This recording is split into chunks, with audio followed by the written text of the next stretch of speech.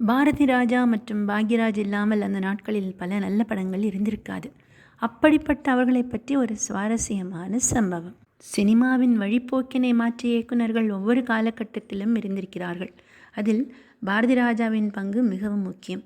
மண்வாசத்தோடு படங்கள் எடுக்க அச்சாரமிட்டவர் பாரதி ராஜா. இவரது படங்கள் இன்றைக்கும் கிளாசிக் லிஸ்டில் இருக்கின்றன. இவரிடம் உதவி இயக்குநர்களாக பணியாற்றியவர்கள் தமிழ் சினிமாவின் அரியாசனத்தில் அமராமல் இல்லை.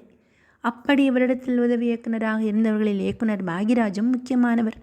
ஒருமுறை இருவருக்கும் ஏதோ ஒரு விஷயத்தில் வாக்குவாதம் ஏற்பட பாக்யராஜை விரட்டி அடித்துள்ளார் பாரதி ராஜா. மனோபாலா ஒரு பேட்டியில் இப்படி கூறுகிறார். பாரதி ராஜா புதிதாக ப்ரொடக்ஷன் நிறுவனம் ஆரம்பித்தார். படம் பண்ண முயற்சியில் இறங்குறார். அப்போது கமலஹாசனை என்னை அவர்கிட்ட அனுப்பும்போது நான் பாரதி ராஜாவையே பார்த்து, நீங்கள் தான் பாரதி ராஜாவா, என்னை கமலஹாசன் அனுப்பினார் என்று சிகரெட் பிடித்து கொண்டே சொன்னேன். கொஞ்ச நேரத்தில் பாரதி ராஜா என்னை தனியாக செஞ்சுட்டார். அவர் விவாதம் பண்ணிகிட்டு இருந்த கதையை நான் கேட்டேன். இந்த கதையாக நீங்கள் படம் செய்ய போகிறீங்க அப்படின்னு கேட்டதுக்கு ஆமான்னு சொன்னார். இந்த படம் ஓடாதுன்னு நான் சொன்னேன். அதிர்ச்சி அடைஞ்சார் பாரதி ராஜா. இங்கே பாருங்கள், நான் ஹாலிவுட் படம் வரைக்கும் பார்க்குறேன். என்னோடய சினிமா அறிவினை பயன்படுத்தி நான் சொல்கிறேன், இந்த படம் ஓடாது. அப்புறம் உங்ககிட்ட பாக்யராஜன் ஒருத்தர் இருந்தார், அவர் எங்கே போனார்?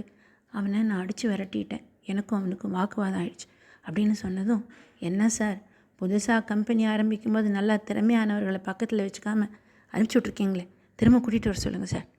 பாக்யராஜும் லேசுப்பட்ட ஆள் இல்லை, போய் கூப்பிட போயிருக்காங்க, மறுத்திருக்கார் பாரதி ராஜா வரத்துக்கு.